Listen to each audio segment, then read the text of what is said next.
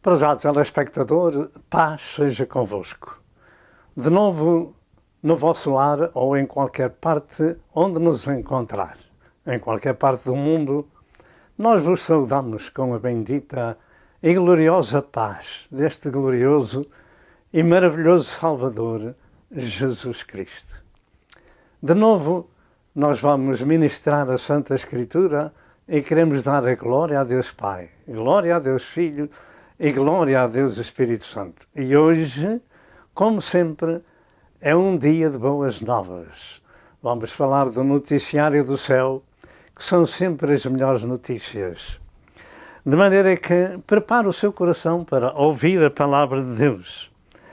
Rendemos a Deus Pai o louvor e a adoração que somente a Ele pertence. E Ele se revela na pessoa do Pai, do Filho e do Espírito Santo. Enviou o seu Filho à Terra para dar a sua vida em nosso resgate. E o Filho nos enviou o seu Espírito Santo para nos encaminhar, nos ensinar no caminho do céu. Portanto, este glorioso e magnificente Senhor revelou-se em carne na terra. Veio dar a sua vida em nosso resgate para nos comprar com o seu próprio sangue, como está escrito em Atos 20 e verso número 28. Como já foi anunciado, nós vamos falar neste dia, ou meditar, melhor dito, no capítulo 24 do livro de São Mateus. Este capítulo 24 tem feito correr muita tinta em muitos comentários e muitos livros.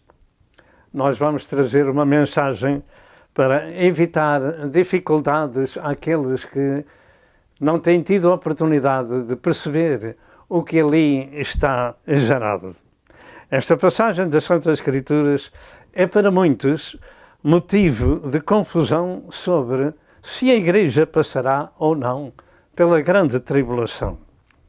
Esteja, portanto, atento à mensagem, porque creio que será de esclarecimento sobre este assunto e creio que não vai ficar qualquer dúvida. E assim, o que vai ser dito, creio que não deixa lugar para mais especulações. Contudo, cada um de nós é livre para poder dar-lhe o seguimento que entende. Mas, segundo a Santa Escritura, nós queremos assim. O que vai ser explicado não vai deixar dúvidas de que a Igreja de Cristo, militante dos últimos dias da hora da graça, não vai passar pela grande tribulação. Portanto, fique atento à mensagem, porque nós vamos falar sobre diversas coisas em todo o capítulo, mas vamos salientar acerca dos escolhidos, dos lavados e dos deixados. E agora nós vamos orar a Deus. Amém. Glória a Deus, aleluia. Mais uma vez estamos na presença do Senhor e queremos exaltar o seu santo e bendito nome. É maravilhoso, onde o Senhor está, aleluia, há bênção, há alegria, há paz, há gozo para a nossa alma, bendito seja o Senhor. E Ele prometeu estar onde estiver o seu servo, glória ao nome do Senhor, bendito seja Deus. Nós queremos exaltar o nome do Senhor e queremos lhe dar toda a glória, porque Ele é o Rei da glória, Ele é aquele que remiu a nossa alma no Calvário, aleluia, nos resgatou com o seu precioso sangue e nos trouxe para a sua companhia. Por isso nós estamos felizes por estar na presença do Senhor.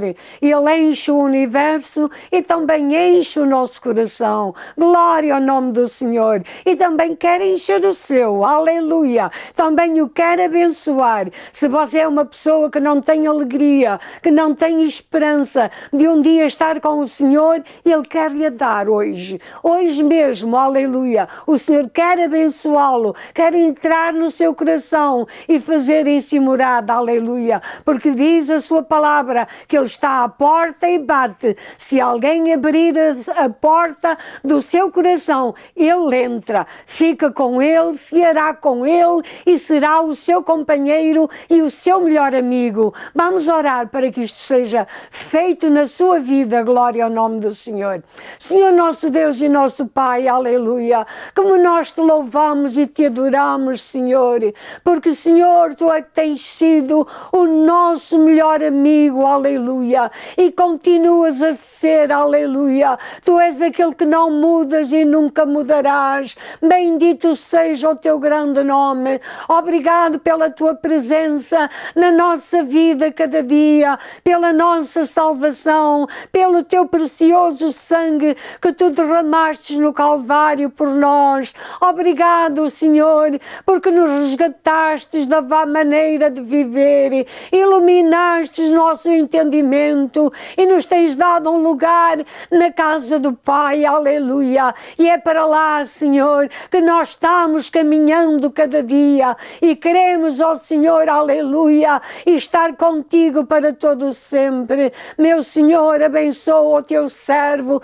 inspira, ó Senhor, guarda, ó Senhor, na mensagem, Senhor, que vai apresentar, Senhor, ilumina, ó Senhor, aleluia, glória ao teu nome. Aqueles que nos ouvem, Senhor, o seu coração, a sua mente, aleluia, sejam iluminados pelo teu Espírito Santo. Meu Deus, nós te pedimos e agradecemos em nome do Senhor Jesus. Amém.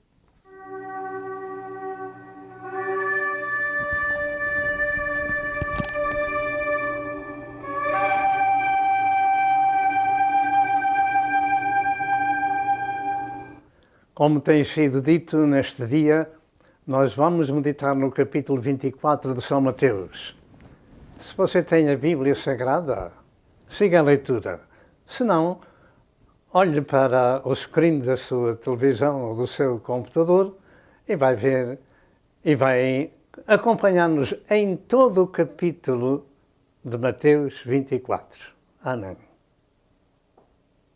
Assim diz a palavra de Deus em São Mateus 24, verso 21, verso 1 ao verso 51. E quando Jesus ia saindo do templo, aproximaram-se dele os seus discípulos para lhe mostrarem a estrutura do templo. Jesus, porém, lhes disse: não vedes tudo isto? Em verdade vos digo que não ficará aqui pedra sobre pedra que não seja derribada. E estando assentado no Monte das Oliveiras, chegaram-se a ele os seus discípulos em particular, dizendo: dize-nos quando serão estas coisas e que sinal haverá da tua vinda e do fim do mundo. E Jesus respondendo disse-lhes: acautelai-vos que ninguém vos engane, porque muitos viram em meu nome, dizendo: eu sou o Cristo, e enganarão a muitos. E ouvireis de guerras e de rumores de guerras. Olhai, não vos assusteis, porque é mistério que isto tudo aconteça, mas ainda não é o fim. Por quando se levantará nação contra nação, e reino contra reino, e haverá fomes e pestes e terremotos em vários lugares.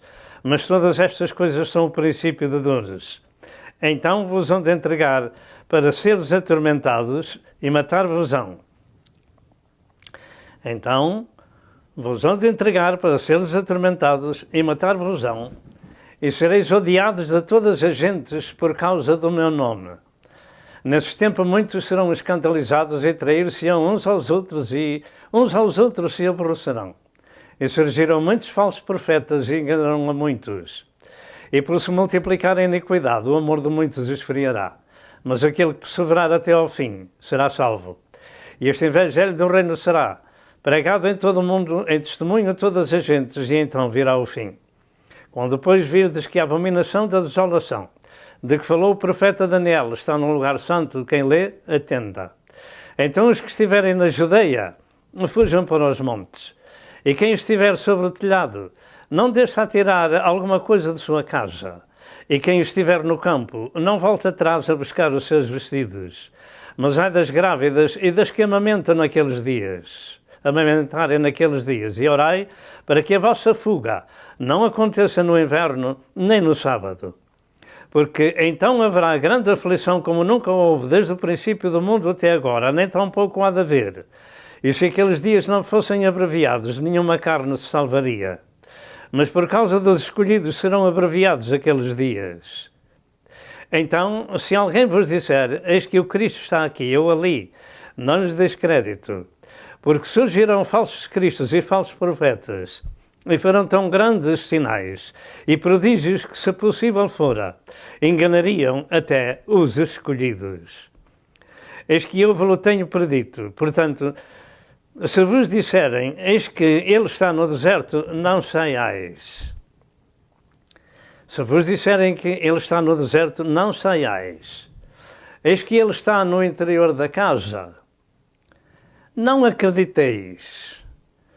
Porque assim como o relâmpago sai do Oriente e se mostra até ao Ocidente, assim será também a vinda do Filho do Homem. Pois aonde estiver o cadáver, aí se ajuntarão as águias. E logo depois da aflição daqueles dias, o sol escurecerá e a lua não dará a sua luz. E as estrelas cairão do céu, e as potências do céu serão abaladas. Então aparecerá no céu o sinal do Filho do Homem, e todas as tribos se lamentarão e verão o Filho do Homem e vindo sobre as nuvens do céu, com poder e grande glória. E ele enviará os seus anjos com rijo clamor de trombeta, e os quais ajuntarão os seus escolhidos desde os quatro ventos de uma à outra extremidade dos céus. Aprendei, pois, a parábola da figueira. Quando já os seus ramos se tornam tenros e brotam folhas, sabeis que está próximo o verão. Igualmente, quando vires todas estas coisas, sabei que ele está próximo às portas. Em verdade vos digo que não passará esta geração sem que todas estas coisas aconteçam. O céu e a terra passarão, mas as minhas palavras não hão de passar. Porém, daquele dia e hora ninguém sabe, nem os anjos do céu, nem o Filho, mas unicamente o meu Pai. E como foi nos dias de Noé, assim será também a vinda do Filho do Homem. Porquanto, assim como nos dias de Noé, nos dias anteriores ao dilúvio, comiam, bebiam, casavam e davam-se em casamento, até ao dia em que Noé entrou na arca. Até ao dia em que Noé entrou na arca. Verso 39. E não o perceberam, até que veio o dilúvio e os levou a todos. Assim será também a vinda do Filho do Homem. Então, estando dois no campo, será levado um e deixado outro. Estando duas moendo no moinho, será levado uma e deixado outra. Vigiai, pois, porque não sabeis a que hora há de vir o vosso Senhor. Mas considerai isto, se o pai de família soubesse a que vigília da noite havia de vir o ladrão, vigiaria e não deixaria minar a sua casa. Por isso, estai vós apercebidos também, porque o Filho do Homem há de vir à hora em que não penseis. Quem é, pois, o servo fiel e prudente que o Senhor constituiu sobre a sua casa para dar o sustento do seu tempo? Bem-aventurado aquele servo que o Senhor, quando vier, achar servindo assim. Em verdade vos digo que o porá sobre todos os seus bens.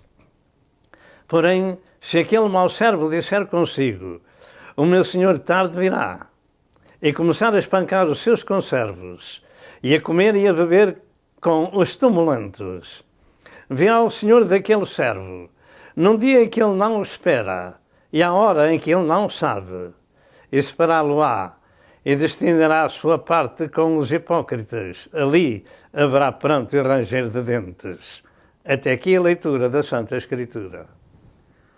A mensagem que tem sido anunciada em Mateus 24 vai ser salientada na parte dos escolhidos, dos levados e dos deixados. Este é o problema do capítulo 24 de São Mateus. Se este problema for resolvido, então está tudo resolvido. que o Senhor nos dê a graça de explicar aquilo que o Senhor nos tem ensinado. Prepare o seu coração, evite o comentário, não aflija a sua alma com palavras que não deve dizer, mas atente para aquilo que está escrito e que já ouvimos. Antes da meditação deste dia, devemos ter em consideração o seguinte, que este ministério não crê que devemos espiritualizar as profecias, mas compreendê-las de maneira simples como estão escritas, ou seja, a interpretação literal onde nos for possível. Porque se dermos um valor diferente às palavras que se leram, teremos o resultado desse valor que lhe demos. Ou seja, se espiritualizarmos o que é natural e compreensível, teremos problema de interpretação. Por exemplo, Jesus disse, e ouvireis de guerras e de rumores de guerras. Olhai, não vos assusteis, porque ainda não é o fim. Guerras e rumores de guerras significa guerras e rumores de guerras. Não tem outra interpretação, nem pode ser espiritualizado. Portanto, guerras significa reino contra reino e nação contra nação. E além disto, virá o sofrimento das pessoas por causa dessas guerras e destruição das coisas materiais e mortes. Não se pode alterar o significado deste assunto que foi acabado de dizer. E naturalmente precisamos de discernir e distinguir os símbolos e os objetos, os quadros, os tipos que se nos apresentam nas profecias, etc. E o que vai ser dito é o que creio ser correto e também uso dizer que não sou dogmático. Neste capítulo 24 de Mateus, tem uma leitura de 5 partes distintas e diferentes no conteúdo profético, ou seja, primeiro a reação dos discípulos sobre a destruição do templo e as 3 perguntas a Jesus e a resposta dele. Nós temos isso desde o verso 1 até ao verso 14, que culmina com a pregação do Evangelho por todo o mundo. Segundo, nós temos a abominação da desolação, de que falou o profeta Daniel, e a grande tribulação entre os versos 15 ao verso 29. Isto se dá no meio da semana da grande tribulação. Terceiro, a segunda vinda de Jesus para a Terra encontra-se nos versos 29 a 35. Em quarto lugar, a exortação à vigilância encontra-se nos versos 36 a 44. E em quinto lugar, e por último, a ocupação dos servos na obra de Deus até que o Senhor volte, até ao verso 51. Entretanto, se fôssemos a meditar em toda esta revelação, poderíamos ter um grosso volume para meditar e não é a nossa intenção. A nossa intenção é meditar particularmente sobre os tempos do cumprimento destas Escrituras. A razão de mencionar o tempo do cumprimento destas Escrituras é que este assunto tem vindo a dividir a Igreja de Cristo de tal modo que se tem tornado em pelo menos 5 grupos diferentes e por vezes com críticas honestas e lutas de uns contra os outros, mas particularmente 3. Uns creem que a Igreja passa pela grande tribulação, outros pensam que passam por metade da Igreja passa por metade da tribulação e outros pensam que a Igreja não passa pela grande tribulação. Precisamos de, como cristãos, nos sabermos conduzir neste santo caminho, evitando ofender ou desprezar os outros que não creem como nós, a menos que sejam falsos profetas, os quais devem ser expostos. E o que vai ser dito é um pouco do que creio ser correto no panorama profético das Santas Escrituras, porque também no princípio deste ministério eu não sabia tudo como hoje compreendo a leitura bíblica e sua interpretação. E desde o princípio deixo aqui a minha humilde maneira de ver este assunto, que sobre profecia não devemos ser dogmáticos, a não ser o que já foi cumprido, podemos afirmar, etc. Por exemplo, as profecias cumpridas sobre o nascimento e sobre a morte e ressurreição de Jesus Cristo. Isso é um assunto cumprido e narrado nas Santas Escrituras, portanto, é uma afirmação peremptória. E também na destruição do templo, 37 anos após a morte de Jesus Cristo, já foi cumprido, portanto, é história. O resto é profecia, o resto da profecia é relacionado com a pregação do Evangelho, história e tempo da sua volta para a Terra.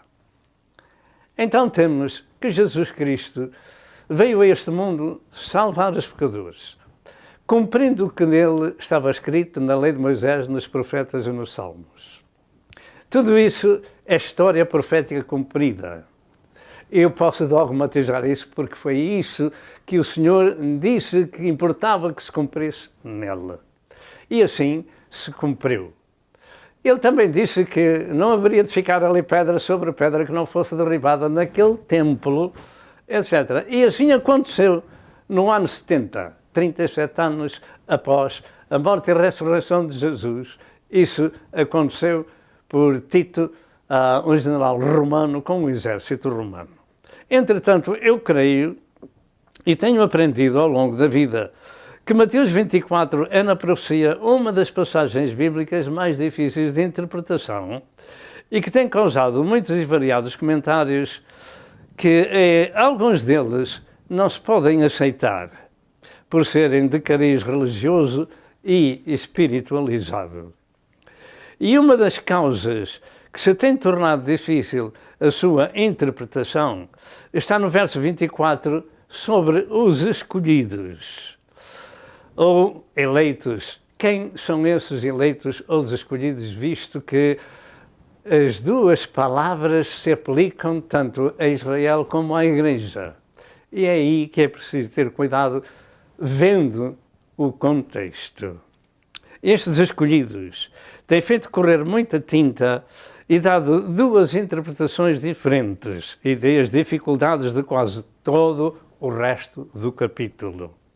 Uns afirmam que eles representam Israel e outros ensinam que representam a Igreja. E por essa causa, ela então terá de passar pela grande tribulação. Pois bem, segundo o que se compreende de todo o resto, de todo o texto sagrado, há aqui duas coisas a considerar antes de continuar. Primeiro, Mateus 24. E segundo o que se compreende, em parte alguma tem o arrebatamento da Igreja. Em parte alguma tem o arrebatamento da Igreja, nem a Igreja passando pela grande tribulação.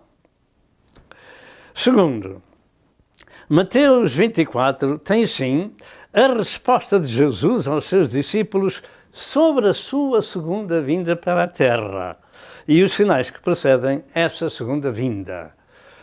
Eu falo segunda vinda porque o Senhor manifesta-se 3 vezes. Primeiro, Ele veio para morrer e ressuscitar, para nos salvar. Fez a eterna redenção. Segundo, Ele vem arrebatar a sua igreja que não está aqui. É um assunto diferente. E em terceiro lugar, chamada a segunda vinda de Cristo para a terra, Ele vem e todo o olho o vai ver. O que não acontece no arrebatamento da igreja, porque os servos de Deus vão ter com Ele as nuvens. Ora bem, e partimos do princípio que, segundo os mais avaliados escritores e teólogos, aprende-se que em Mateus 24 temos vários aspectos da profecia para o tempo do fim, mas não o aspecto do arrebatamento da Igreja de Cristo. Portanto, esta exposição bíblica é baseada no facto de que Mateus 24 nada tem a ver com o arrebatamento da Igreja, mas sim com Israel, e é aviso para a Igreja enquanto está na terra em todas as gerações e particularmente a última Igreja militante antes de Nosso Senhor vir para a terra será tirada da terra 7 anos antes. De maneira que, partindo deste princípio, que eu creio que estou correto, então teremos uma explicação completamente diferente daqueles que pensam que a Igreja terá de passar pela grande tribulação, porque aqui não está nenhum arrebatamento. Portanto, esta é a segunda vinda de Jesus para a terra para exercer o juízo e dar cumprimento ao milénio. Nada tem a ver com o arrebatamento da Igreja. O arrebatamento da Igreja, com a ressurreição dos mortos em Cristo, em todo o tempo do cristianismo, é um evento diferente, totalmente diferente deste evento que lemos em Mateus 24. E está narrado em João 14, 1 a 3, 1 Coríntios 15, 50 a 58 e 1 Tessalonicenses 4, 13 a 18, e não em Mateus 24. Se isto for seguido, então evitaremos os comentários sem fundamento da revelação profética. Em termos gerais, o que diz Mateus 24? Em primeiro lugar, como já foi dito, a reação dos discípulos à revelação de Jesus sobre a destruição do templo, com 3 perguntas. Diz-nos: quando serão estas coisas? Que sinal haverá da tua vinda e do fim do mundo? Este fim deve ser entendido como fim da era da graça de Deus e não fim do mundo como muitos o imaginam, que o mundo vai acabar. Não, este é o fim de uma era, fim da graça de Deus. Jesus deu a resposta nos 5 aspectos que temos lido, 5 aspectos gerais já acima mencionados e em detalhe. Nós neste estudo vamos apenas mencionar um pouco no aspecto geral, devido ao tempo, porque teríamos que ter muitas e muitas horas de meditação. Primeiro, a destruição do templo é um facto histórico no ano 70 da nossa era, pelo exército romano comandado pelo general Tito. Segundo, Jesus disse que primeiro viriam falsos profetas e que os seus discípulos deveriam se acautelar. Isto tem havido ao longo da história da Igreja e particularmente para o tempo do fim da Era da Graça. E ao longo da história da Igreja e em nossos dias, isto tem acontecido, muitos até se têm intitulado de Cristos, de Messias. Terceiro, Jesus disse que haveriam guerras e rumores de guerras, nação contra nação, reino contra reino, fomes, pestes, terremotos em vários lugares, mas que tudo isso seria o princípio de dores. Verso 8. Estas palavras sobre o princípio de dores referem-se à ilustração do tempo bíblico comparado com uma mulher que está para dar à luz uma criança. E servem para nos fazer compreender da proximidade do cumprimento da profecia neste tempo. Neste caso, o tempo do princípio de dores é o tempo dessas calamidades mencionadas, de guerras, terremotos, que ao longo da história têm acontecido, mas que para o fim da graça de Deus são mais acentuados. Realmente, ao longo da história tem havido muitas e variadas guerras e calamidades, e muito acentuadas no século XIX e XX, com 2 guerras mundiais, e alguns pensam que Mateus 24, 6 a 8 se junta a Apocalipse capítulo 6. Nós aqui não queremos dessa forma. Mas que este princípio de dores tem sido acontecimentos atuais, por serem do tempo do fim e antes do arrebatamento da Igreja. Princípio de dores. O facto é que em Apocalipse 6 revela grandes dores de parte, não é princípio de dores, revela grandes dores com a morte de 1/4 da população da Terra. Isso não é princípio de dores, isso são dores horríveis da grande tribulação. Nesta primeira parte de Mateus 24, 1 a 14, além de termos a apostasia, nos versos 10 a 13, temos também a expansão do Evangelho por todo o mundo como último sinal antes da vinda de nosso Senhor Jesus Cristo para o arrebatamento da Igreja. E creio que somente quando o Evangelho chegar a todo mundo, em termos gerais, então virá o fim. Não é o fim do mundo, como disse, mas o fim de uma era, fim da era da graça. Tempo da Igreja na Terra, porque somente no tempo da graça de Deus a Igreja prega o Evangelho. Portanto, com o cumprimento de Mateus 24, verso 14, a Igreja será arrebatada ao céu.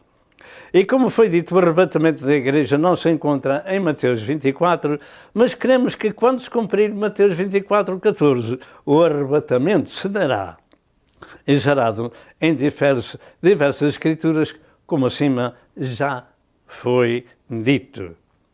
Portanto, vamos ao segundo aspecto. Mateus 24, 15 a 29. A abominação da desolação e a grande tribulação e fuga dos judeus. Dentro de momentos vamos voltar. Tomemos atenção no seguinte, que Jesus Cristo disse em Mateus 24, verso 16, então os que estiverem na Judeia fujam para os montes. No verso 20, diz, orai para que a vossa fuga não aconteça no inverno nem no sábado, etc. De maneira que nós temos que compreender que a Judeia não é nenhuma cidade. A Judeia é um grande e enorme pedaço de terra. Aqui está a Judeia e aqui está Jerusalém. Portanto, os que estiverem na Judeia, fujam para os montes.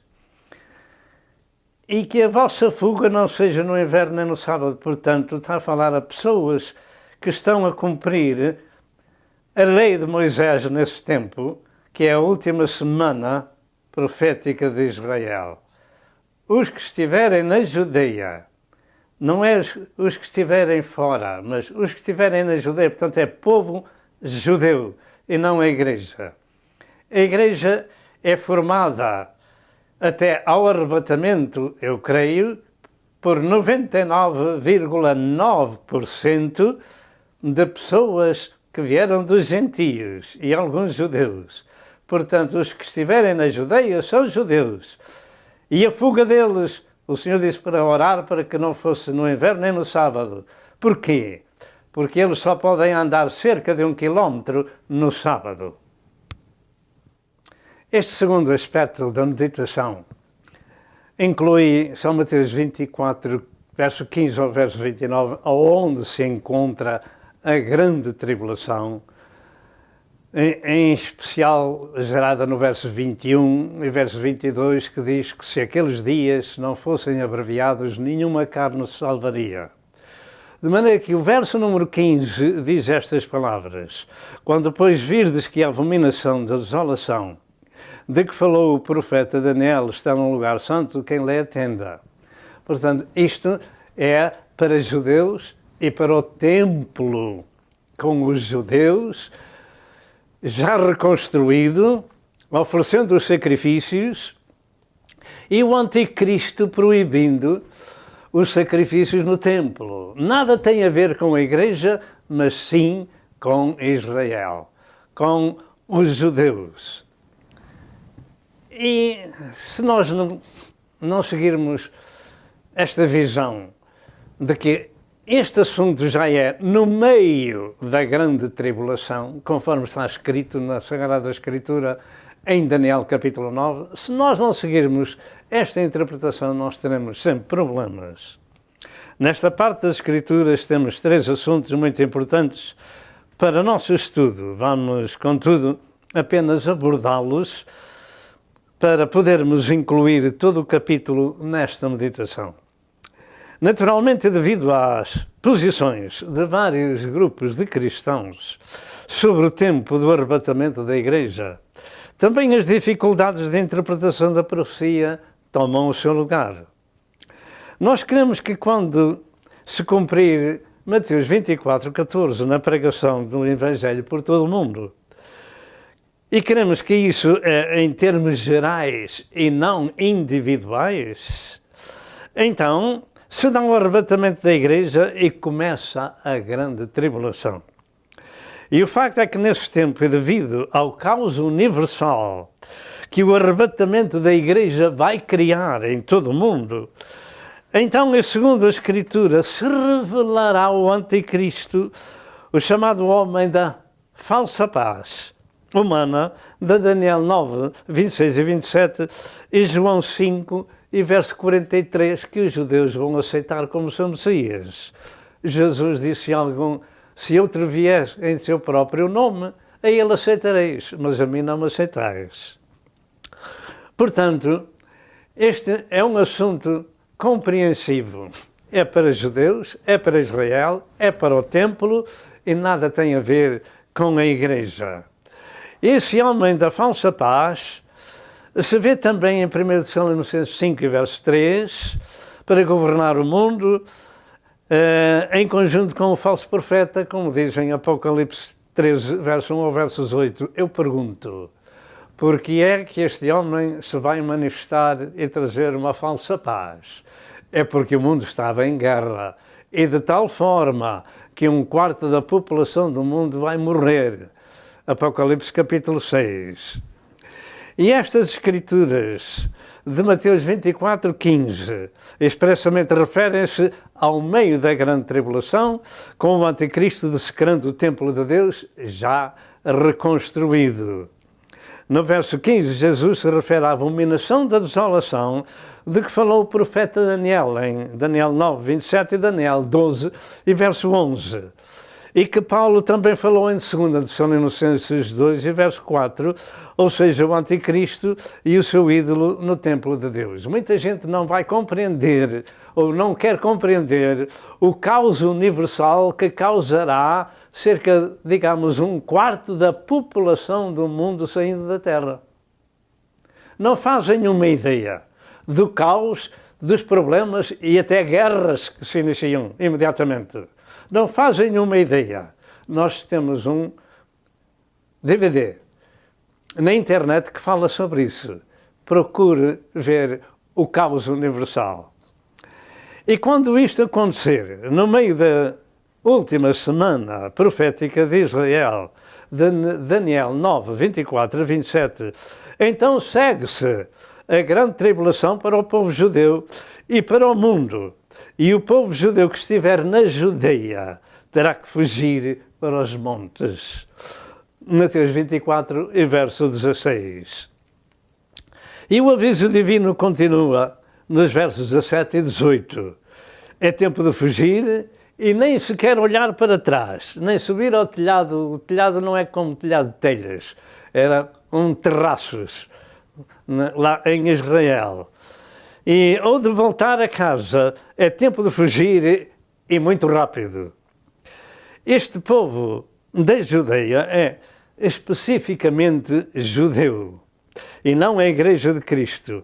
E a razão de terem de fugir é por causa da invasão da sua terra por tropas inimigas. Jerusalém, como está escrito em Zacarias 14, vai ser invadida por todas as nações e é o próprio Cristo que as vai trazer ali para entrar em juízo com elas. E outra razão de fugirem para os montes é porque a grande tribulação está sendo intensificada em Israel por os judeus se revoltarem contra o anticristo devido a ter dessecrado o templo do Senhor. Não ponha qualquer dúvida. Os judeus vão se revoltar contra o anticristo, mas ele era seu amigo. Ele veio defender Israel com um plano de paz, mas tornou-se seu amigo quando dessecrou, tornou-se seu inimigo quando dessecrou o templo. E aí vai haver guerra mesmo. E a partir daqui, a grande tribulação se intensifica e toma o seu lugar na história de Israel e do mundo, como nunca antes, e para salvarem alguns, eles terão que fugir de novo. Um facto importante para se ter em conta é o seguinte, que esta fuga do povo judeu somente se dá quando a abominação da desolação acontecer com o Anticristo.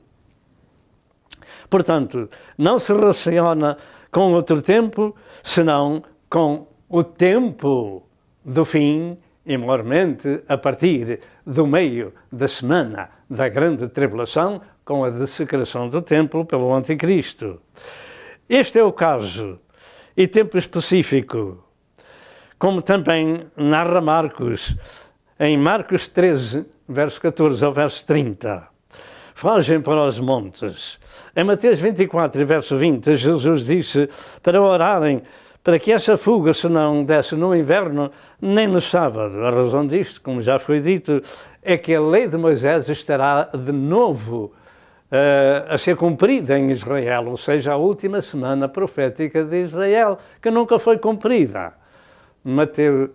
Daniel 9, 24 a 27. E essa lei de Moisés estará em vigor. E os judeus no sábado só podem andar cerca de 1 quilómetro. Portanto, não está a igreja aí, mas está Israel. Este é outro pormenor, é Israel e não a igreja. Entretanto, em Lucas 21, verso 20 e verso 21, também nos fala da fuga dos que estiverem na Judeia e do cerco de Jerusalém. E os que estivessem na cidade deveriam sair. Mas a história é um pouco diferente aqui. Os que estiverem na Judeia fujam. Mas aqui em Lucas diz, os que estiverem na cidade, saiam. E os que estiverem nos campos, que não fossem para a cidade. E o que nos dá a entender que se cumpriu no ano 70 com a destruição de Jerusalém.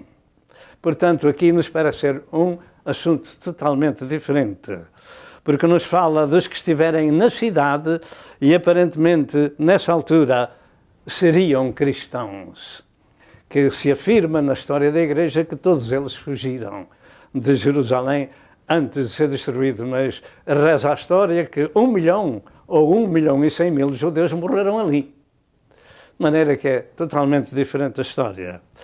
A Judeia ocupa o território de várias cidades em Israel e não somente Jerusalém, como vimos naquele mapa.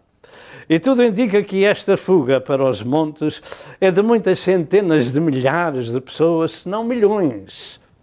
E que estes montes não serão em Israel, porque Israel ficará em guerra e Israel é pequeno, é muito pequeno. É talvez tão grande como New Jersey, que é um estado muito pequeno aqui na América.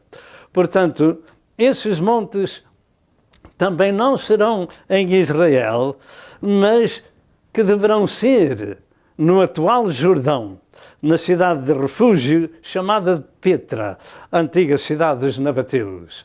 Vamos ver alguns mapas para termos mais uma ideia. Como vemos neste mapa antigo de Israel, temos aqui a Galileia, Samaria, a Judeia e a Idumeia. E deste lado temos o Jordão.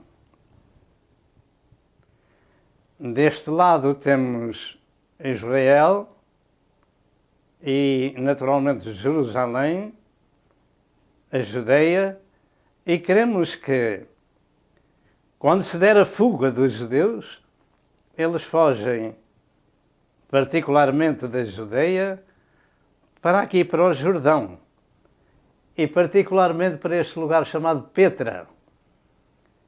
Este lugar é um lugar de refúgio, uma cidade antiga dos nabateus, que se crê que Israel vai fugir para ali porque é um abrigo dos judeus no tempo da grande tribulação.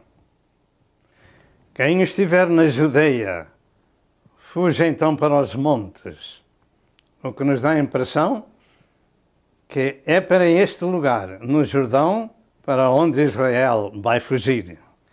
Esta antiga cidade dos nabateus está rodeada de montes por todo o lado, de maneira que se crê que este é o lugar que Deus tem indicado para Israel ser protegido das tropas do Anticristo.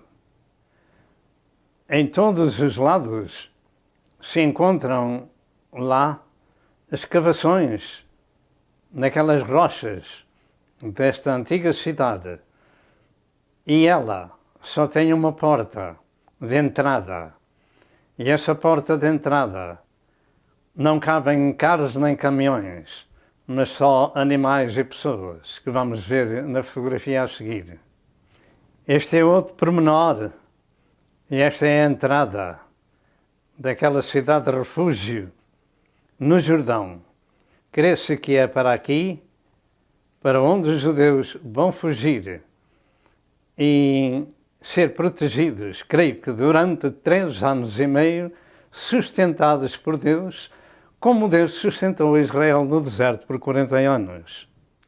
Esta cidade de ruínas, digamos, fica entre as montanhas e é um extenso lugar onde pode receber milhares, centenas de milhares ou até milhões de pessoas ali.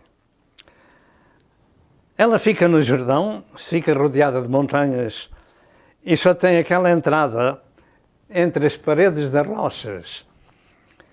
E como disse, só podem passar animais e pessoas. Os escolásticos bíblicos creem que este é o lugar que Deus tem preparado para a fuga de Israel para o deserto, fora da vista da serpente, nos últimos 3 anos e meio que separam o meio da grande tribulação até que Jesus venha. De maneira que Israel vai fugir no meio da grande tribulação de novo para os montes, e queremos que esses montes serão, naturalmente nem todos irão fugir, mas de um modo particular, aqueles que estiverem na Judeia vão fugir para aquele lugar onde Deus tem preparado esse lugar para o povo de Deus. O facto é que Deus vai de novo alimentar Israel, fugir do Anticristo para o deserto por esses 1260 dias. Apocalipse 12, verso 6 e verso 11. Deus os vai alimentar outra vez fora da vista da serpente. De maneira que tudo isto do capítulo 24 de Mateus diz respeito a Israel e não à Igreja. Eu creio que este é um pormenor importante de Mateus 24, para se compreender que este capítulo se refere ao povo judeu fugindo e não à Igreja fugindo. Que nesta altura dessa fuga do povo judeu, ela estará no céu com Jesus e só volta para a terra passado essa semana de anos da grande tribulação, que falta Israel cumprir no seu calendário profético. Esta grande tribulação sem precedentes na história de Israel e do mundo está revelada em Daniel 12 e Mateus 24, verso 21 e verso 22 e Marcos 13, 19 a 29. E diz que se aqueles dias não fossem abreviados, nenhuma carne se salvaria. De maneira que será uma destruição tal. Nós temos falado muito sobre isso. Temos muitos programas na internet sobre este assunto. De maneira que o assunto é de veras horrível. Muita deflagração atômica por muitos lados vão acontecer.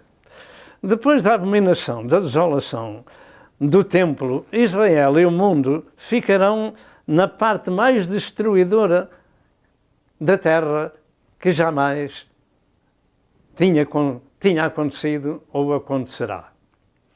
Em Apocalipse 6, verso 1 ao verso 8, revela com as pragas dos 4 cavaleiros e cavalos, 1/4 da parte da população da terra será morta com espada, com fome, com peste e com as feras da terra. Creio que aqui começa a grande tribulação, logo após o arrebatamento. Produzirá um caos tão grande que é muito natural que o capítulo 6 de Apocalipse dê começo à grande tribulação. E para isto se vai manifestar logo imediatamente o Anticristo para trazer uma falsa paz. E depois, quando disserem há paz e segurança, surgirá a repentina destruição, a partir do meio da grande tribulação para a frente. que o Senhor disse que se aqueles dias não fossem abreviados, nenhuma carne se iria salvar.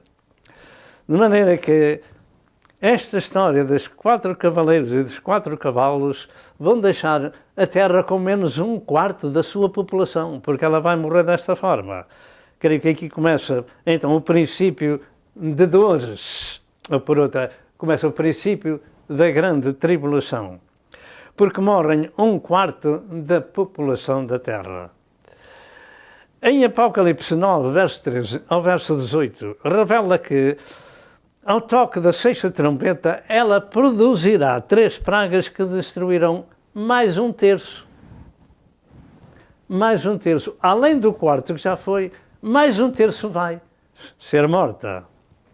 Eu creio que, naturalmente, com bombas atómicas e de hidrogênio e todo o tipo de metralha. E, naturalmente, com pragas vindas do céu. E ainda o lagar da ira de Deus produzirá um rio de sangue que chegará ao freio dos cavalos. De maneira que Apocalipse 14:20 diz isso, pelo que a grande tribulação será um tempo de destruição sem par na história do planeta. Entretanto, em todo o tempo dessa tribulação de Israel, as 2 testemunhas de Deus pregarão o Evangelho em Jerusalém. Apocalipse 11.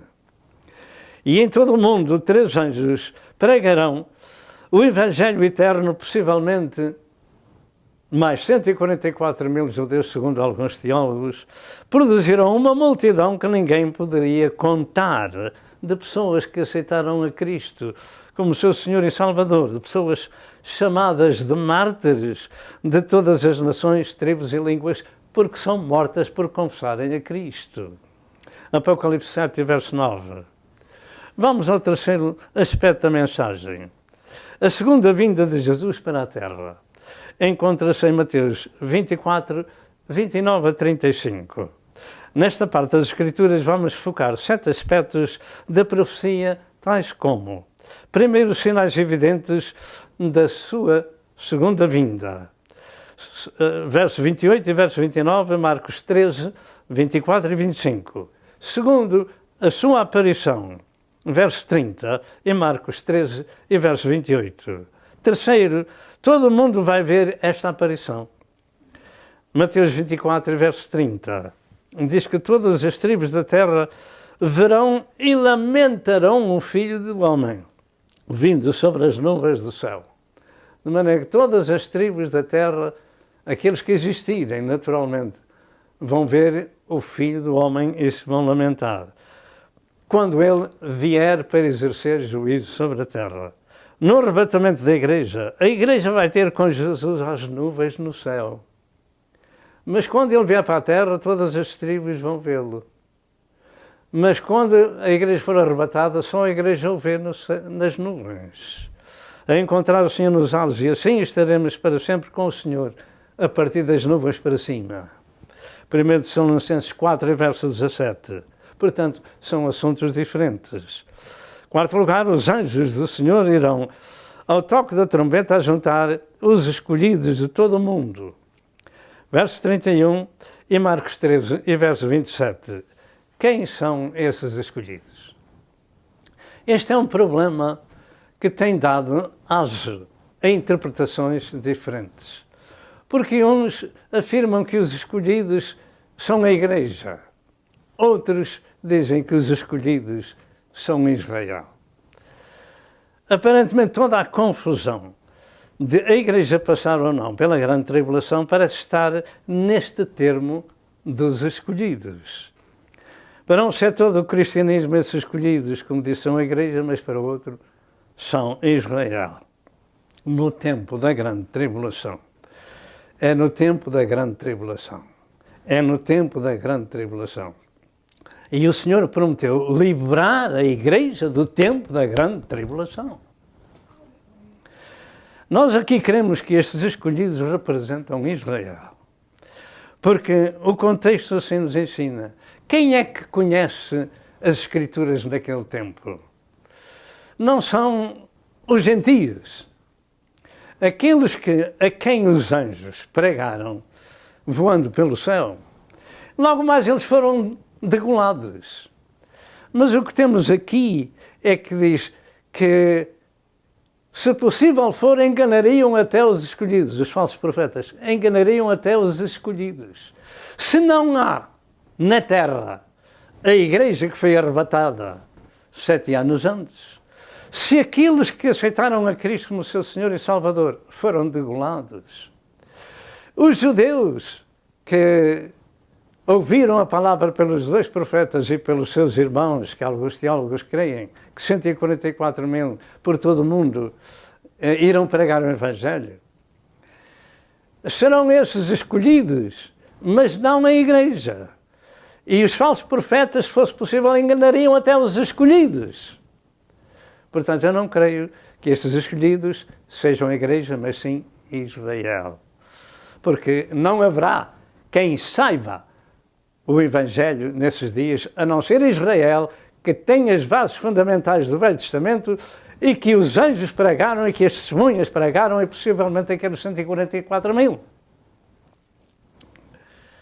De maneira que nós aqui queremos que estes escolhidos representam o povo judeu, porque o contexto assim nos ensina, como vimos no verso 29.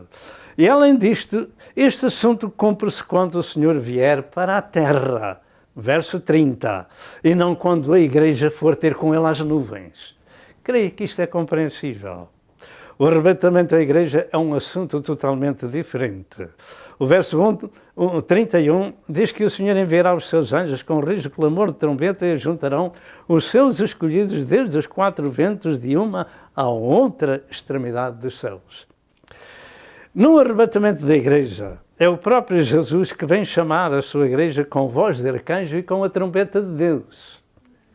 1 Tessalonicenses 4 e verso 16. Estes escolhidos, creio que representam Israel, a serem juntados na terra para o milénio e vinda de Jesus para a terra. E lembre-se disto, Isaías 27, verso 12 e verso 13, tem uma passagem paralela de Israel ser juntado um a um ao toque de uma grande trombeta. De maneira que eu creio que é assim que se deve interpretar. Que anjos as juntarão ao toque de suas trombetas, e nada tem a ver com as trombetas dos juízos divinos, mas anjos ao toque das trombetas ajuntarão os escolhidos na terra de Israel. Isaías 27, 12 e 13 diz que serão ajuntados um a um. Muitas outras escrituras dizem que o Senhor ajuntará para onde eles foram, para todas as nações, não mais do Egito, mas de todas as nações. Mas ainda em 24 de Mateus, versos 30 e 31, se pode comparar com Apocalipse 6, verso 12 ao verso 17, com a vinda de Jesus para exercer juízo na terra, e as autoridades, governos e o povo em geral dirão aos montes e rochedos para caírem sobre eles, porque é vindo o grande dia da sua ira. Estes escolhidos não são a Igreja de Cristo de todo o mundo, porque a Igreja de Cristo, nessa altura da profecia, já está no céu com Jesus há muito tempo. E agora vem com Jesus para a terra. A Igreja de Cristo, os santos, vem com Jesus para a terra. Portanto, não são os escolhidos, esses são os santos que foram arrebatados. Vêm com Jesus para a terra. Esta é a situação de Mateus 24, é de Jesus vindo para a terra com os seus santos. Judas 14, Apocalipse 1, verso 7, Daniel 7, e verso 13, Mateus 25, e verso 31, Atos 1, e verso 11, e Zacarias 14, e verso 5, e outras escrituras. Estes escolhidos são os judeus espalhados pelo mundo e, naturalmente, aqueles que lá estejam em Israel, que serão ajuntados pelos anjos. E verso 31, e em Marcos 13, 27, diz a mesma coisa. Pergunta-se, como poderiam estes escolhidos ser a Igreja se Jesus, nesta altura, vem com a Igreja para a terra? Jesus volta com os seus para julgar o mundo, para julgar Israel e começar o milénio. Em quinto lugar, vem o sinal da figueira, com proximidade da sua volta. No verso 32 e 33, Jesus ensinou que a sua volta era precedida com um sinal da figueira, além dos outros sinais. A figueira, é claro que muita gente não crê, mas o que está escrito, está escrito. A figueira é simbólica de Israel. E vamos dar 3 escrituras. Oseias 9 e verso 10, Joel 1 e verso 7 e Marcos 11, verso 12, 14 e 20. Infelizmente muitos ignoram isto e andam confusos. Israel é esse sinal da figueira. Já rebentou as suas folhas, mas não pode dar fruto. Mas a igreja, essa tem que dar fruto da pregação do Evangelho por todo o mundo enquanto está cá. 6. Sinais da sua segunda vinda de Jesus no espaço e no céu. Para o fim da grande tribulação, a manifestação de Cristo pela segunda vez será, como diz em Mateus 24, 27 a 29, precedida de sinais muito evidentes, como o relâmpago, como o sol escurecido, sem a luz da lua, e como as estrelas ou meteoros caindo do céu, e com as potências dos céus abaladas, como diz também em Lucas 21. Depois da aflição daqueles dias, esses sinais acontecem. Significa no fim da grande tribulação. Depois Jesus virá em forma física e todo o olho o vai ver. Mas no arrebatamento só a Igreja de Cristo o vai ver aonde? Não na terra, mas no céu. Mas na terra, pela segunda vez, todas as tribos da terra que existirem vão vê-lo. 7. A geração dos sinais. Da figueira e da lua e das estrelas. Sinais da figueira, da lua e das estrelas e as potências do céu serem abaladas, diz também em Lucas 21, 25 a 27. Esta geração que Jesus falou, não creio ser um tempo de 40, 70 ou de 100 anos, mas creio que se refere a uma época de tempo. E este é outro assunto que também tem causado vários ensinos diferentes. O que queremos que esta geração de que Jesus fala, em Mateus 24, 34, se aplica, portanto, ao tempo em que a figueira começou a arrebentar os seus ramos tenros e com folhas, versos 32 e 33. Portanto, não passará esta figueira sem que esta geração, sem que todas as coisas aconteçam. Qual geração? A geração dos sinais que começaram com a volta de Israel para a sua terra. Este verso 33 diz estas palavras: igualmente, quando virdes todas estas coisas, sabei que Ele está próximo às portas. Queremos que Jesus virá no tempo da geração que está vendo esses sinais, portanto, pode ser muito breve. Temos alguns sinais de guerras, rumores de guerras, terremotos, etc, etc. Tudo isto, sinais de princípio de dores. Mas os sinais das dores são os outros que estamos vindo a falar. De maneira que esta geração, em que vê Israel na sua terra, eu creio que é essa geração que vai ver a vinda do Filho do Homem para a terra. Entretanto, queremos também que uma geração bíblica de vida consta de 70 anos, baseados no Salmo 90, verso 10. E que Israel já começou a sua restauração em 14 de maio de 1948 e que em 14 de maio de 2018 Israel faz 70 anos no nosso calendário e também isto vai fazer nesses dias comentários sobre o fim dos dias, mas do arrebatamento da Igreja, só Deus sabe qual é o dia e a hora que isso vai dar-se. Mas, quando Ele vier, passam-se 7 anos depois desse arrebatamento ser cumprido. Nós vamos ver um clipe e depois vamos voltar. Este clipe que vai seguir-se é somente falado em inglês, embora haja uma tradução para outra língua. Por este tempo, todo o mundo sabe que o presidente Trump dos Estados Unidos tem afirmado que protegerá o povo judeu, Israel. E este clipe é uma profecia, ou melhor dito, duas profecias deste profeta Sadhu Sundar Savaraj, relacionado com este homem como sendo escolha de Deus, servo de Deus, o presidente Donald Trump.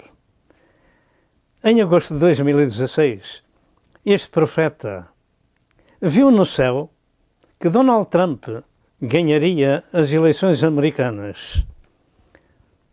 E realmente era em 2016, quando as eleições ainda se não tinham dado. Esta nação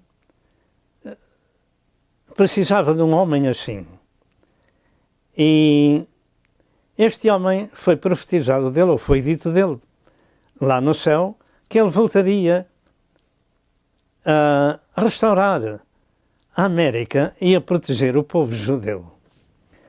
Vejamos com atenção, porque vai ser somente falado em inglês. Assim, por esta razão e por outras, cremos que Deus pode estar às portas para buscar a sua igreja. Tomemos atenção ao conteúdo do clipe. Fourth nation, நான்காவது தேசம் the United States of America. அமெரிக்க ஐக்கிய தேசம். Lord Jesus said, கர்த்தர் இயேசு சொன்னார், I will bless the nation. நான் அந்த தேசத்தை ஆசீர்வதிப்பேன். I will bless the nations that worships me. என்னை ஆராதிக்கிற தேசங்களை நான் ஆசீர்வதிப்பேன் என்றார்.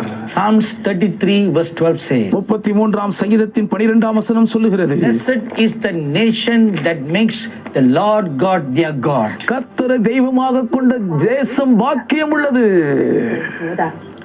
Trump is my servant whom I have raised to do my will. என் சித்தத்தை நிறைவேற்றும்படி நான் எழுப்பின என் ஊழியக்காரனே ட்ரம்ப் என்றார். He will be my shepherd to guard and protect my people Israel. என் ஜனமாயிருக்கும் இஸ்ரவேலரை பாதுகாப்பதற்காக நான் எழுப்பியிருக்கும் என் மேய்ப்பன் என்றார்.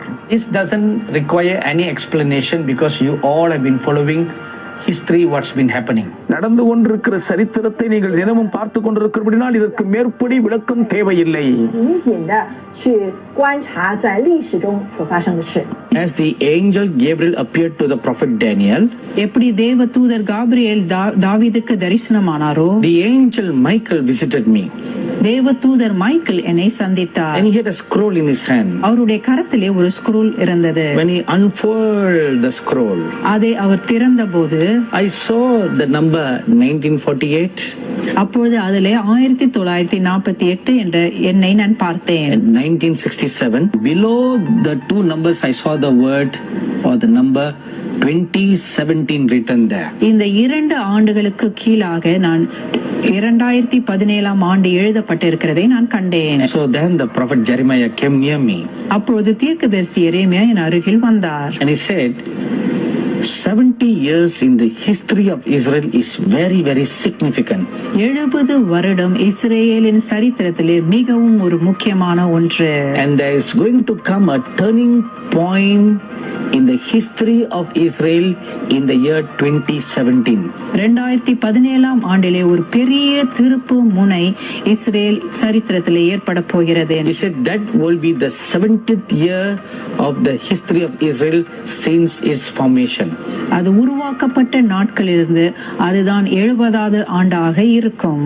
Therefore, I have determined that it is time to officially recognize Jerusalem as the capital of Israel. While previous presidents have made this a major campaign promise, they failed to deliver. Today, I am delivering. I've judged this course of action to be in the best interests of the United States of America and the pursuit of peace between Israel and the Palestinians. Now, you are in the midst of another election. But you know, I must tell you something very honestly. In the past, I was quite concerned about the US general elections. But this year, I just couldn't be bothered. I just didn't know why. I just wasn't interested at all. And I didn't want to bother to even find out, Lord, what do you think? Who will be standing in the office? I didn't bother. It was totally out of my mind, you know. But on the first night, when Brother Neville Johnson was preaching, and while he was preaching, I was just looking at him preaching, and suddenly I was caught up in the spirit, and I found my soul standing before the council, the very council where I always used to go, and I saw Father Abraham, and I was standing beside him, and I was very, very surprised to see Donald Trump come and stand in that room. And this is what I was told.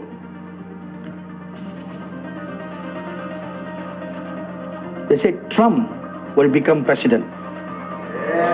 Wait. Listen to the whole thing before you clap your hands. He will be used to clean and purify the nation. As hard as he is, he has been prepared for this. As Cyrus was used to discipline Israel and then to restore Israel, likewise, Trump will be used in the US. He will be used to curb violence. He will be God's mouth and hand for this nation. So,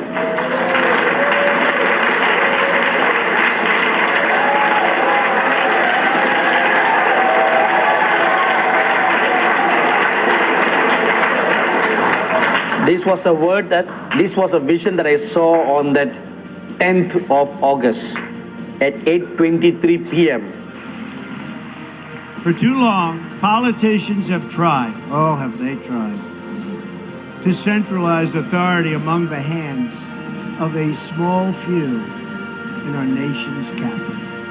I see them all the time. Bureaucrats think they can run over your lives, overrule your values, meddle in your faith, and tell you how to live, what to say, and where to pray. But we know that parents, not bureaucrats, know best how to raise their children and create a thriving society.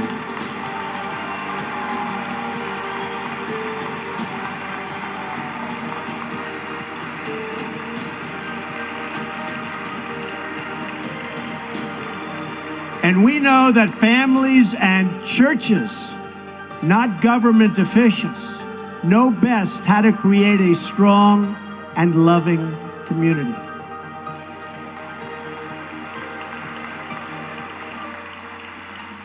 And above all else, we know this. In America, we don't worship government, we worship God.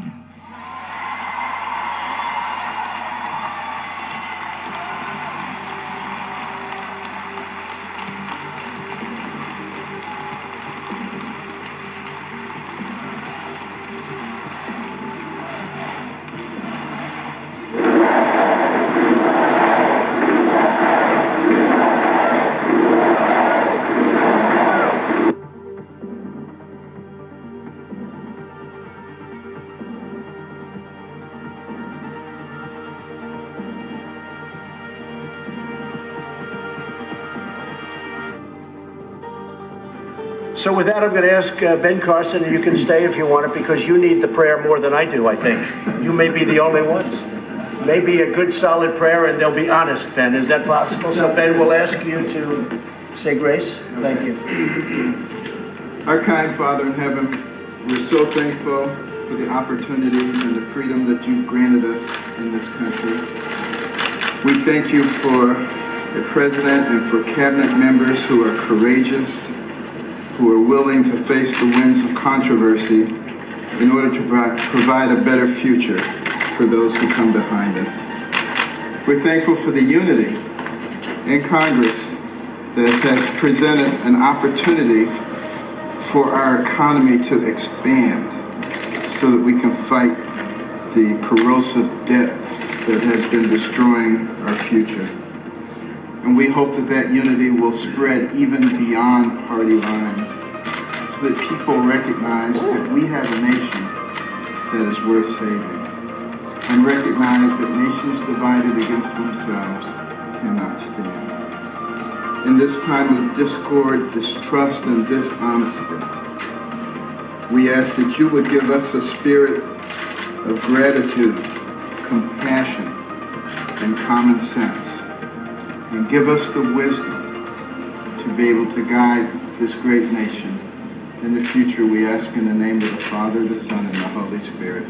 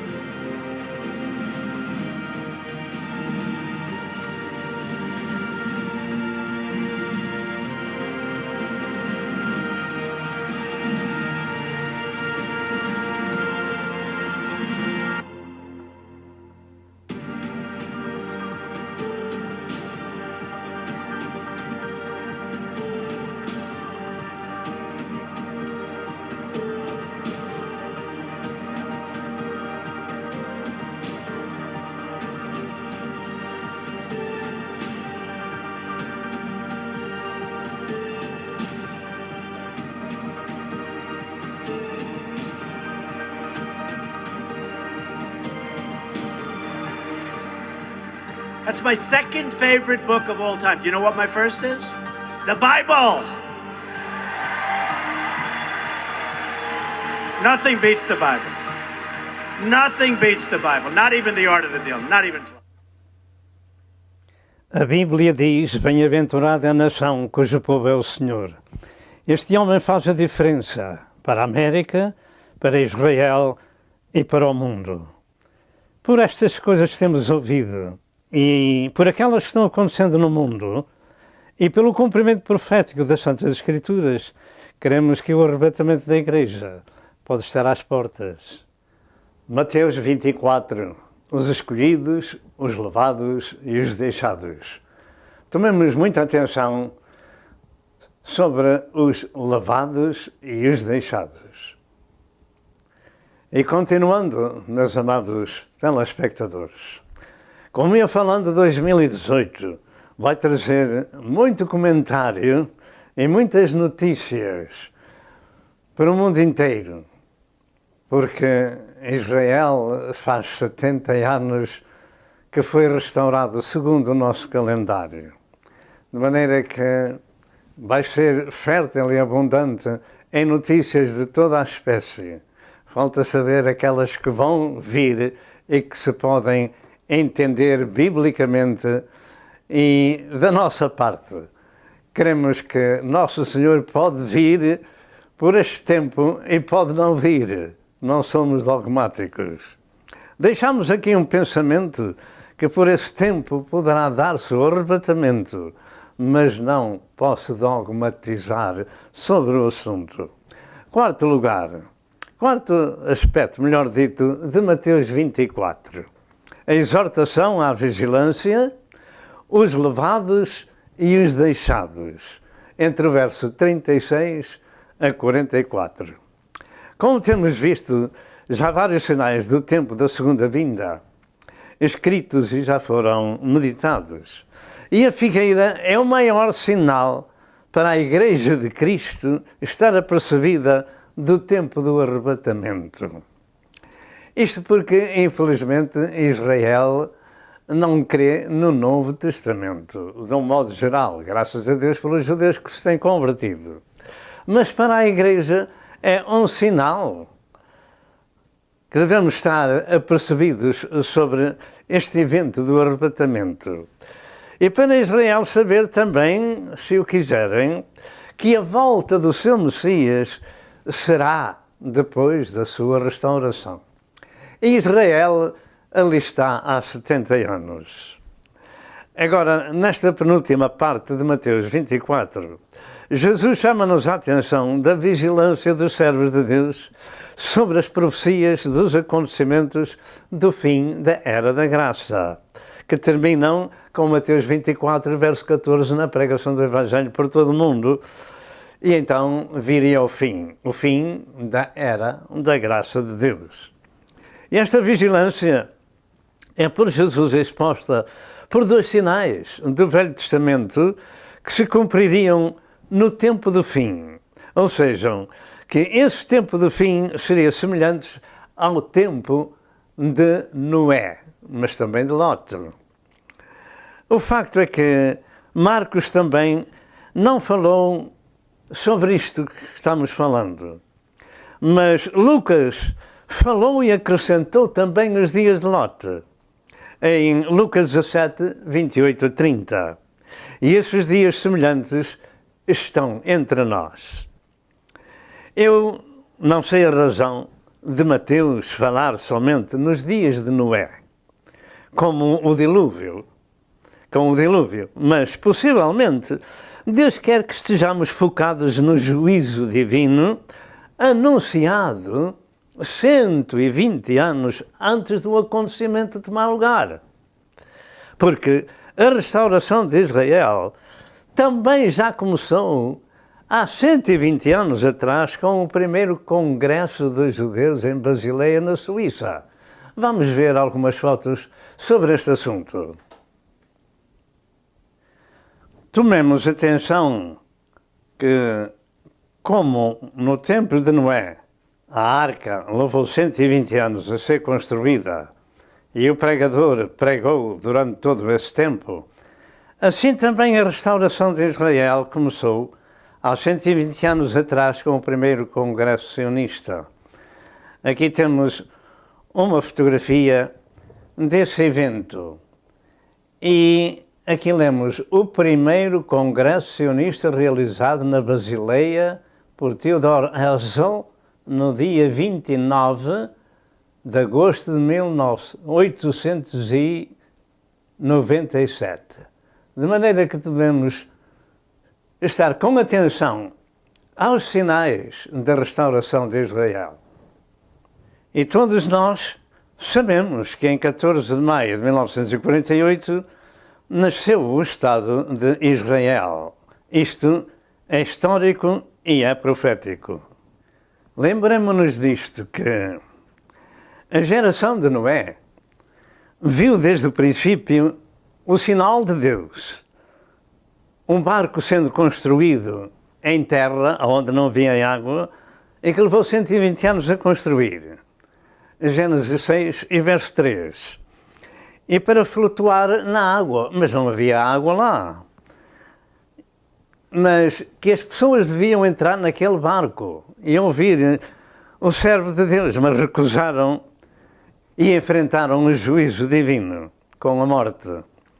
O facto é que até ao último dia eles continuavam fazendo pouco do servo de Deus por pregar que Deus ia mandar chuva e pôr aquele barco a navegar. Nestes dias há muita gente que também não está dando valor às pregações e aos avisos e aos ensinos dos servos de Deus sobre este povo de Israel restaurado. E também quem não entrar na arca da graça vai ficar fora dela. O facto é que também nós não devemos desprezar os juízos de Deus anunciados para a grande tribulação, porque os outros enfrentaram a ira de Deus ficando destruídos com o dilúvio. E o facto bíblico é que em Apocalipse 6, verso 12 ao verso 17, o povo e as autoridades no futuro dirão, porque é vindo o grande dia da sua ira, e quem poderá subsistir? Nós somos avisados, antes que venham os problemas, para que alguns possam entrar na Arca da Graça e irem para o céu. Em Mateus 24, 38 e 39, revelam que o povo não percebeu o juízo divino. Não percebeu, diga, não percebeu. Não percebeu o juízo divino até que Noé entrou na arca e depois veio o dilúvio e os levou a todos, porque Deus fechou a porta da arca de Noé. E assim será também com a vinda do Filho do Homem. Disse Jesus, e não o perceberam até que veio o dilúvio e os levou a todos. Agora diga comigo, Jesus disse que o dilúvio veio e os levou a todos, e os levou a todos, e os levou a todos. Toma atenção nesta palavra, levou a todos. E eu pergunto, para onde é que o dilúvio os levou? Podemos nós estar com atenção e dar a nossa própria resposta a esta pergunta. Para onde é que o dilúvio os levou a todos? Naturalmente não os levou para o céu, mas sim levou-os para a morte. Podemos compreender este assunto que Jesus disse, até que veio o dilúvio e os levou a todos? Louvado seja Deus! Se pudermos ler e compreender este assunto, teremos a resposta às dificuldades de interpretação deste assunto. E nos versos 40 e 41, ilustra que uns são levados e outros deixados. Uns são levados e outros deixados. E o contexto é sobre o juízo de Deus preparando uns e outros, como o dilúvio. Diga, o dilúvio os levou a todos. Para onde os levou? E o Filho do Homem disse, assim será na vinda do Filho do Homem. Para onde é que o dilúvio os levou? Para a destruição e morte. E só salvaram os que estavam na arca. Afirmam avaliados teólogos que estes levados, no tempo da volta de Jesus, pela segunda vez para a terra, não são os que perecem como pereceram, são os que perecem como pereceram no tempo de Noé. Eu vou repetir o meu pensamento. Afirmam diversos e avaliados teólogos que estes que Jesus fala pela sua segunda vez que vindo para a terra são os que perecem como pereceram os outros no tempo de Noé. Só não compreende isto quem não quer. O dilúvio os levou a todos. Não foi Deus que os levou para o céu nem para dentro da arca. Foi o dilúvio que os levou a todos. E os deixados são os que seguem a Cristo para o milénio. Há uns que são levados e outros que são deixados. No tempo da vinda de Jesus, uns serão levados e outros deixados. E como no dilúvio, os levados são os que vão para a morte. São os destruídos. Os deixados são os que seguem a Cristo para o milénio. E o termo levado, e o termo levado, e o termo levado é o mesmo termo de terem levado a Jesus para ser crucificado, para a morte. De maneira que eu creio que está explicado de maneira compreensível que os que são levados vão para a destruição e os que ficaram vão para o milénio, como foi no caso da Arca de Noé. Eu vou repetir que é o mesmo termo levado, como Jesus foi levado para o matadouro, em João 19 e verso 16. Portanto, nestas passagens bíblicas não temos o arrebatamento, mas sim os juízos de Deus na volta de Cristo. E eu creio que isto, e com isto, finda a confusão. E o assunto principal está nestas palavras de Jesus. Vigiai, pois, porque não sabeis a hora em que o Filho do Homem, em que há de vir o vosso Senhor. Mas estai apercebidos também, porque o Filho do Homem há de vir à hora em que não penseis. versos 42 e 44. Lembremos-nos das palavras de Pedro, em 2 Pedro 3, versos 3 ao verso 6, sobre Jesus e a vinda dos escarnecedores. E deixamos aqui 2 exemplos bíblicos do desprezo dos avisos de Deus pelos seus servos que anunciam a palavra de Deus. Ou seja, um pai e um filho que sofreram por causa do desprezo do pregador pregar a palavra de Deus. Em Daniel 4, 27 a 33, Daniel disse ao rei Nabucodonosor que desfizesse os seus pecados pela justiça, usando de misericórdia para com os pobres, mas não se importou com isso. Mas ao cabo de 12 meses, ele ainda era arrogante, dizendo: não é esta a grande Babilônia que eu edifiquei para a minha glória? E logo mais, ele foi comer 7 anos erva como os bois. Um outro exemplo foi com o seu filho Belsazar, em Daniel 5, 24 e 30, quando da sua sentença foi escrita por Deus na parede do Palácio Real. E morreu naquela noite, porque não se arrependeu e não temeu a Deus com a história do seu pai. Quinto aspecto de Mateus 24. A ocupação dos servos de Deus até que Jesus volte. Verso 45 ao verso 51. A última parte deste capítulo 24, no ensino de Jesus aos seus servos, em forma de parábola, de 2 servos e seu senhor, veio o servo prudente e o mau servo, que dizia que o meu senhor tarde virá.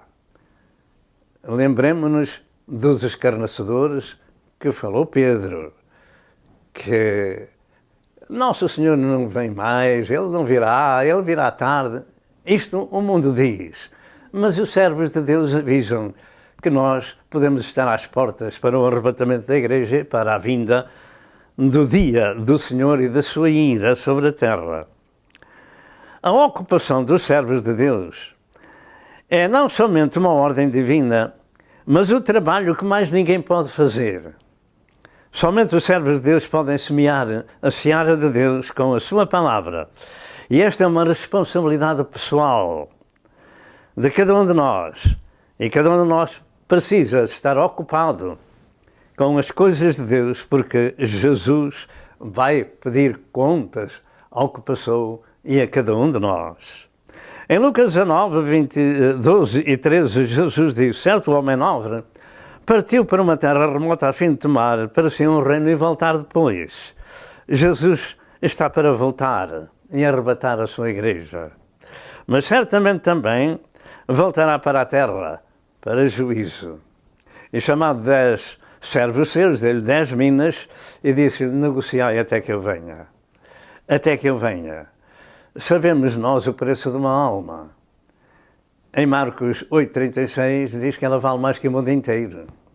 De maneira que cada um de nós deve estar ocupado em falar aos outros estes avisos divinos de que Jesus Cristo deu a sua vida por nós no Calvário para nos salvar, mas prometeu preparar um lugar na casa do Pai e prometeu depois vir para levar os seus filhos para essa casa, para esse bom lugar. João 14, 1 a 3. E Jesus, quando voltar, somente arrebatará para si os que estão ocupados para lhe dar também o galardão. Eu creio que as 10 virgens de Mateus 25 é para nós um aviso para termos azeite na nossa candeia e azeite extra para a jornada. Lembremos-nos de que este homem nobre é Jesus, que foi para a casa do Pai preparar um lugar e que havia de vir, mas só vai levar aqueles que têm azeite na sua candeia e que têm azeite extra. Estes 2 servos, o prudente e o mau, terão destinos diferentes. A ocupação dos servos é uma ordem divina. O facto é que Jesus falou dos servos que constroem 2 casas, uma sobre a rocha e outra sobre a areia. E depois vem os ventos e as chuvas baterem com ímpeto naquela casa. E a casa que foi edificada sobre a rocha, que é Jesus, edificada sobre o fundamento sólido, suportou aquelas dificuldades e não caiu. Mas aquela que foi do servo inútil, que foi construída sobre a areia ou sobre a terra, vieram os ventos da provação e as chuvas da provação e bateram naquela casa e foi grande a sua queda. Disse Jesus em Mateus 7, 24 a 27. Pergunto, o que estamos nós construindo? O que estamos nós fazendo? Estamos nós ocupados na obra de Deus? O prudente é bem-aventurado e o servo mau terá a sua parte no lugar de pranto e de ranger de dentes. Finalizando, esta é mais uma chamada de Deus para 3 coisas. Primeiro, compreendermos o tempo em que vivemos na profecia dos últimos dias. Segundo, é para evitarmos a destruição e condenação que se aproxima no julgamento do mundo e que devemos vigiar e estar ocupados na obra de Deus. Terceiro, podermos nos reconciliar com Deus através de Jesus, porque está escrito que Deus amou o mundo de tal maneira que deu o seu Filho unigênito, para que todo aquele que nele crê não pereça, mas tenha a vida eterna. E o Senhor nos reconciliou com o seu Filho amado. E agora, em resumo, daquilo que temos vindo a falar, sobre escolhidos, deixados e levados. O que tenho aprendido é que entre os teólogos que ensinam nas universidades e colégios, existem muitas diferenças e, por vezes, extremas nos seus ensinos. E se entre esses estudiosos e esses professores de teologia existem essas diferenças de ensinos, o que farão os pregadores do Evangelho, que muitos deles não têm acesso a esses ensinos das universidades? Enfim, devemos compreender que se entre os teólogos existem tantas diferenças, que fará os outros que têm que andar procurando aprender na Santa Escritura e com livros, ouvindo, etc, etc. O que temos estudado, creio ser correto e compreensivo, mas não sou dogmático. Os escolhidos, os levados e os deixados foram explicados o melhor que eu sei para vos ministrar. Esperamos que não seja isto motivo de divisão entre o corpo de Cristo, porque a profecia da vinda de Cristo para o arrebatamento e para depois fazer o seu juízo na terra passados 7 anos, não implica com o perdão, nem com a salvação, nem com a regeneração. É um assunto profético de tempo. De maneira que importa que cada um de nós esteja vigilante e que o Senhor vos abençoe e até outra vez, se Deus quiser. Entretanto, vamos orar ao Senhor. Se algum coração não é salvo e se quer reconciliar com Deus, diga estas palavras. Ó Deus, tem misericórdia de mim, pecador.